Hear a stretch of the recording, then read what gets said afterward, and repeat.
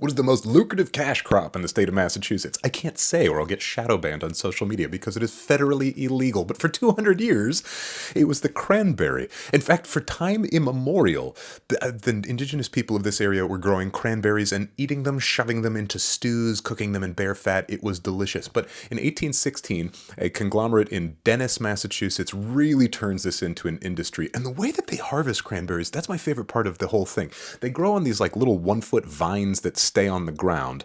But the inside of a cranberry, if you cut it in half, it's 4 little chambers and they're filled with air. So the way that they farm them is when they start to get ripe in the fall, they flood the field full of these cranberry vines. They turn it into a bog and they get the water just above where the vines are. Then they go through it with something called a beater. It just churns it all up, knocks all the berries loose, and suddenly, with all that air inside, they're floating on top of the water. They then flood it another foot so they won't grab up any of the vines when they go through. They harvest it all. They get what basically looks like a giant leaf blower. They blow it into the thing and then they suck it into a truck, which cleans it and clears everything out. It's an amazing process. We grow 28% of the cranberries in the United States of America. Only Wisconsin grows more than we do, and we are very, very proud of this stuff. That's why it's in the Thanksgiving meal. It makes about $80 million a year as wholesale cash crop. That was finally surpassed in the early 2020s by a cash crop that was only legalized in 2016. Guess what it is in the comments?